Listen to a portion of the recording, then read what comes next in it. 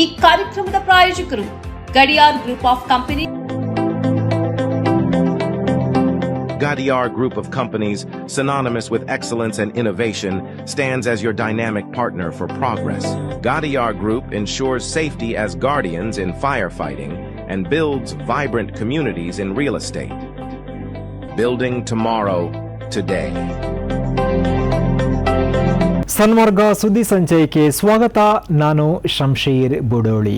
America ಮತ್ತು Israel ದಾಳಿಯಿಂದ ಹಾನಿಗೆ ಒಳಗಾದ ತನ್ನ ಮೂಲ ಸೌಕರ್ಯಗಳನ್ನು ಪುನರ್ ನಿರ್ಮಿಸಲು ಇರಾನ್ 22.5 ಲಕ್ಷ ಕೋಟಿ ರೂಪಾಯಿ ಪರಿಹಾರವನ್ನು ಕೋರಿದೆ. ಅಮೆರಿಕದೊಂದಿಗೆ ಹೊಸ ಮಾತುಕತೆಗೆ ವೇದಿಕೆ ಸಿದ್ಧ ಆಗ್ತಾ ಇರುವ ಬೆನ್ನಲ್ಲೇ ಟೆಹರಾನ್ ಈ ನಿರ್ಣಾಯಕ ಕ್ರಮಕ್ಕೆ ಮುಂದಾಗಿದೆ. ವಿಶ್ವಸಂಸ್ಥೆಯ ಇರಾನ್ ಪ್ರತಿನಿಧಿಯ ಪ್ರಕಾರ ಇರಾನ್ ಮೇಲಿನ ದಾಳಿಗೆ ತಮ್ಮ ಭೂಪ್ರದೇಶವನ್ನು ಬಿಟ್ಟುಕೊಟ್ಟ 5 ಪ್ರಾದೇಶಿಕ ದೇಶಗಳು ಸಹ ಪರಿಹಾರವನ್ನು ಪಾವತಿಸಲು ಹೊಣೆಗಾರರಾಗಿವೆ. ವಿಶ್ವದ ಪ್ರಮುಖ ಹಡಗು ಮಾರ್ಗವಾದ ಹಾರ್ಮುಜ್ ಜಲಸಂಧಿಯ ಮೂಲಕ ಹಾದು ಹೋಗುವ ಹಡಗುಗಳ ಮೇಲೆ ವಿಶೇಷ ತೆರಿಗೆ ವಿಧಿಸುವ ಮೂಲಕ ಈ ಮೊತ್ತವನ್ನು ಸಂಗ್ರಹಿಸುವ ಬಗ್ಗೆಯೂ ಇರಾನ್ ಪರಿಶೀಲಿಸುತ್ತಿದೆ. ದೇಶದ ವಿಮಾನಯಾನ ಕ್ಷೇತ್ರವು ತೀವ್ರ ಕುಸಿತವನ್ನು ಎದುರಿಸುತ್ತಿದೆ ಎಂದು ಇರಾನ್ ಏರ್ಲೈನ್ಸ್ ಅಸೋಸಿಯೇಷನ್ ಕಾರ್ಯದರ್ಶಿ ಮಕ್ಸೂದ್ ಅಜಾದಿ ಸಮಾನಿ ಮಾಧ್ಯಮಗಳಿಗೆ ತಿಳಿಸಿದ್ದಾರೆ.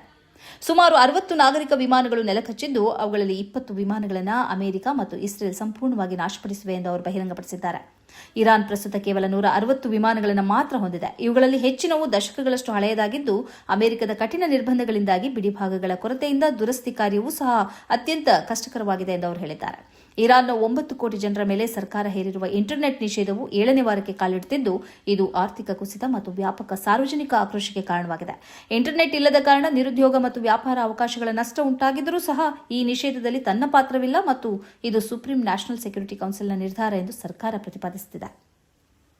ಕೇಂದ್ರ ಸರ್ಕಾರದ ಪ್ರಸ್ತಾವಿತ ಕ್ಷೇತ್ರ ಮರು ವಿಂಗಡಣೆ ಪ್ರಕ್ರಿಯೆ ವಿರುದ್ಧ ತಮಿಳುನಾಡು ಸಿಎಂ ಎಂಕೆ ಸ್ಟಾಲಿನ್ ತಮ್ಮ ಟೀಕೆಯನ್ನು ತೀವ್ರಗೊಳಿಸಿದ್ದಾರೆ.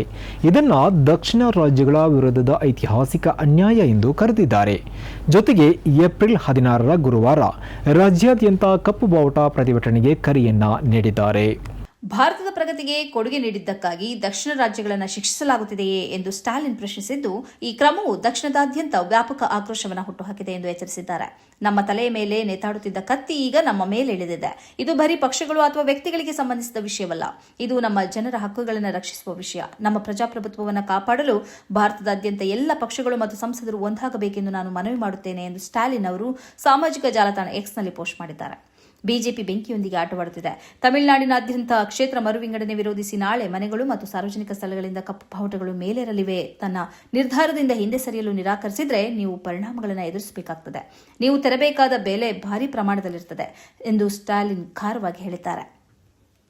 ಅಬಕಾರಿ ನೀತಿ ಕೇಸಿಗೆ ಸಂಬಂಧಿಸಿದಂತೆ ನ್ಯಾಯಮೂರ್ತಿ ಸ್ವರ್ಣಕಾಂತ ಶರ್ಮಾ ಇವರ ಮುಂದೆ ಅರವಿಂದ್ ಕೇಜ್ರಿವಾಲ್ ಇವರು ವಾದ ಮಂಡಿಸಿದ ವಿಡಿಯೋ ರೆಕಾರ್ಡಿಂಗ್ಗಳನ್ನು ಅಳಿಸಿ ಹಾಕುವಂತೆ ದೆಹಲಿ ಹೈಕೋರ್ಟ್ ಪೊಲೀಸರಿಗೆ ನಿರ್ದೇಶನ ನೀಡಿದೆ.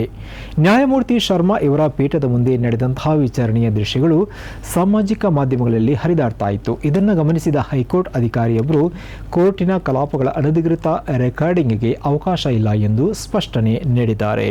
ಆನ್ಲೈನ್ ವಿಚಾರಣೆಗಳ ಕುರಿತಾದ ದೆಹಲಿ ಹೈಕೋರ್ಟ್ ನಿಯಮಗಳ ಪ್ರಕಾರ ಕಲಾಪದ ವಿಡಿಯೋಗಳನ್ನು ರೆಕಾರ್ಡ್ ಮಾಡುವುದು ಮತ್ತು ಅವುಗಳನ್ನು ಪ್ರಕಟಿಸುವುದು ನಿಷೇಧಿತವಾಗಿದೆ. ಈ ನಿಯಮವನ್ನು ಮೀರಿ ವಿಡಿಯೋಗಳನ್ನು ಹಂಚಿಕೊಂಡ ಎಲ್ಲರ ವಿರುದ್ಧವೂ ಕಟ್ಟುನಿಟ್ಟಿನ ಕ್ರಮ ಜರುಗಿಸಲಾಗುವುದು ಎಂದು ಅಧಿಕಾರಿ ತಿಳಿಸಿದ್ದಾರೆ. ಏಪ್ರಿಲ್ 13ರಂದು ಖುದ್ದಾಗಿ ನ್ಯಾಯಾಲಯಕ್ಕೆ ಹಾಜರಾಗಿದ್ದ ಕೇಜ್ರಿವಾಲ್ ಅವರು ನ್ಯಾಯಮೂರ್ತಿ ಶರ್ಮಾ ಅವರು ಈ ಪ್ರಕರಣದ ವಿಚಾರಣೆಯಿಂದ ಹಿಂದೆ ಸರಿಯಬೇಕೆಂದು ಕೋರಿ ಸಲ್ಲಿಸಿದ್ದ ಅರ್ಜಿಯ ಪರವಾಗಿ 1 ಗಂಟೆಗೂ ಹೆಚ್ಚು ಕಾಲ ವಾದಿಸಿದ್ದರು. ವಿಚಾರಣೆ ಮುಗಿದ ಬೆನ್ನಲ್ಲೇ ಈ ವಾದದ ವಿಡಿಯೋಗಳು ಸಾಮಾಜಿಕ ಮಾಧ್ಯಮಗಳಲ್ಲಿ ವ್ಯಾಪಕವಾಗಿ ಹಂಚಿಕೆಯಾಗಿದ್ದವು. ಮದುವೆ ಆಗಿರುವ ಮಗಳು ಪ್ರೀತಿಸಿದವನ ಜೊತೆ ಓಡಿ ಹೋಗಿದ್ದಾಳೆ ಎಂಬ ಕಾರಣಕ್ಕೆ ಮಗಳನ್ನ ಕೊಲೆ ಮಾಡಿ ಆ ಬಳಿಕ ಸುಟ್ಟು ಹಾಕಿರುವ ಮರ್ಯಾದೆಗೇಡು ಹತ್ಯೆ ಬೆಳಗಾವಿಯಲ್ಲಿ ನಡೆದಿದೆ. ಬೆಳಗಾವಿ ಜಿಲ್ಲೆಯಲ್ಲಿ ಈ ಘಟನೆ ಬೆಳಕಿಗೆ ಬಂದ ಮೊಟ್ಟ ಮೊದಲ ಮರ್ಯಾದೆಗೇಡು ಹತ್ಯೆ ಇದು. ತನ್ನ ಗಂಡನನ್ನ ಬಿಟ್ಟು ಪ್ರಿಯಕರನ ಜೊತೆ ಓಡಿ ಹೋಗಿದ್ದಾಳೆ ಎಂಬ ಕಾರಣಕ್ಕೆ ಸ್ವಂತ ಕುಟುಂಬದವರೇ ಯುವತಿಗೆ ವಿಷವನ್ನು ಕುಡಿಸಿ ಕೊಲೆ ಮಾಡಿ ಸಾಕ್ಷ್ಯ ನಾಶಪಡಿಸಲು ಮೃತದೇಹವನ್ನು ಸುಟ್ಟು ಹಾಕಿರುವ ಭೀಕರ ಘಟನೆ ಬೆಳಕಿಗೆ ಬಂದಿದ್ದು ಇದೀಗ ಆರೋಪಿಗಳನ್ನ ಪೊಲೀಸರು ಅರೆಸ್ಟ್ ಮಾಡಿದ್ದಾರೆ. ಮುಚ್ಚಿ ಹಾಕಲಾಗಿದ್ದ ಪ್ರಕರಣವನ್ನು ಪೊಲೀಸ್ ಇನ್ಸ್ಪೆಕ್ಟರ್ ಜಾವೀದ್ ಮುಷಾಫರೆ ಚಾಣಾಕ್ಷತನದಿಂದ ಬಯಲಿಗೆಳೆದಿದ್ದಾರೆ. ಹುಕ್ಕೇರಿ ತಾಲೂಕಿನ ನದಿಗುಡಿ ಕ್ಷೇತ್ರದ 24 ವರ್ಷದ ಸತ್ಯವ್ವ ಸಂತೋಷ್ ಹೇಳವಿ ಕೊಲೆಯಾದವರು.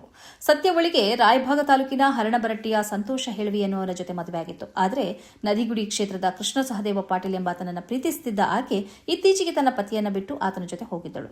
ಇದರಿಂದ ತಮ್ಮ ಕುಟುಂಬದ ಮರ್ಯಾದೆ ಹರಾಜಾಗಿದೆ ಎಂದು ಆಕ್ರೋಶಗೊಂಡಿದ್ದ ತವರು ಮನೆಯವರು ಆಕೆಗಾಗಿ ಹುಡುಕಾಟ ನಡೆಸಿದ್ದರು. ಮಾರ್ಚ್ 13ರಂದು ಸತ್ಯವಳನ್ನು ಪತ್ತೆ ಹಚ್ಚಿದ ಕುಟುಂಬಸ್ಥರು ಆಕೆಯ ಮನವೊಲಿಸಲು ಪ್ರಯತ್ನಿಸಿದ್ದಾರೆ. ಮಹಾರಾಷ್ಟ್ರದ ಶಿರೋಳಕ್ಕೆ ಕರೆದುಕೊಂಡು ಹೋಗಿ ಟೆಂಟ್ ಹಾಕಿ ಇಟ್ಟುಕೊಂಡು ಸತತ ಪ್ರಯತ್ನಿಸಿದರೂ ಆಕೆ ಒಪ್ಪಲಿಲ್ಲ.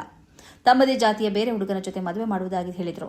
ಆದರೂ ಒಪ್ಪದಿದ್ದಾಗ ಅರಗಕ್ಕೆ ಕರೆದುಕೊಂಡು ಹೋಗಿ ಆಕೆಗೆ ಮಧ್ಯರಾತ್ರಿ ಬಲವಂತವಾಗಿ ವಿಷ ಕುಡಿಸಿ ಆಕೆಯನ್ನು ಹತ್ಯೆ ಮಾಡಿದ್ದಾರೆ. ಬಳಿಕ ಯಾರಿಗೂ ಸುಳಿವು ಸಿಗಬಾರದೆಂಬ ಉದ್ದೇಶದಿಂದ ಮೃತದೇಹವನ್ನು ಅರಗದ ಸ್ಮಶಾನದಲ್ಲಿ ಸುಟ್ಟು ಹಾಕಿದ್ದಾರೆ ಎನ್ನಲಾಗಿದೆ. ಈ ಬಗ್ಗೆ ಯಮುಕನಮರಡಿ ಪೊಲೀಸ್ ಠಾಣೆಯಲ್ಲಿ ನಾಪತ್ತೆ ದೂರು ದಾಖಲಾಗಿದ್ದು, ಪೊಲೀಸರು ತನಿಖೆ ಕೈಗೆತ್ತಿಕೊಂಡು ಅಮಾನವೀಯ ಕೃತ್ಯ ಬಯಲು ಮಾಡಿದ್ದಾರೆ. ಪ್ರಕರಣಕ್ಕೆ ಸಂಬಂಧಿಸಿದಂತೆ ಯುವತಿಯ ಚಿಕ್ಕಪ್ಪ ಪ್ರಕಾಶ್ ಭೀಮಪ್ಪ ಹೇಳವರ, ಸಹೋದರ ಶಾನೂರ ಸದಾಶಿವ ಹೇಳವರ ಮತ್ತು ಭಾವ ಮೊರಬದ ಕಲ್ಲಪ್ಪ ಮಾಯಪ್ಪ ಹೇಳವಿ ಇವರನ್ನು ಬಂಧಿಸಲಾಗಿದೆ.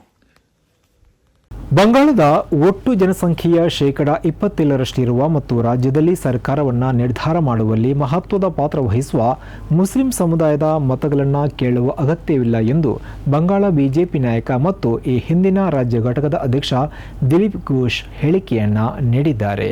ಇಂಡಿಯಾ ಟುಡೇಗೆ ನೀಡಿದ ವಿಶೇಷ ಸಂದರ್ಶನದಲ್ಲಿ ಮಾತನಾಡಿರುವ ಬಂಗಾಳ ಬಿಜೆಪಿ ನಾಯಕ ದಿಲೀಪ್ ಘೋಷ್, ಮುಸ್ಲಿಂ ಮತಗಳನ್ನು ಕೇಳುವುದು ವ್ಯರ್ಥ. ಯಾಕೆಂದರೆ ಸಮುದಾಯವು ತನ್ನ ಚುನಾವಣಾ ನಿಷ್ಠೆಯನ್ನು ಅಸ್ತಿತ್ವದಲ್ಲಿರುವ ಪಕ್ಷಗಳಿಂದ ಬಿಜೆಪಿಗೆ ಬದಲಾಯಿಸುವ ಸಾಧ್ಯತೆ ಇಲ್ಲ ಎಂದು ಘೋಷ್ ಹೇಳಿದರು.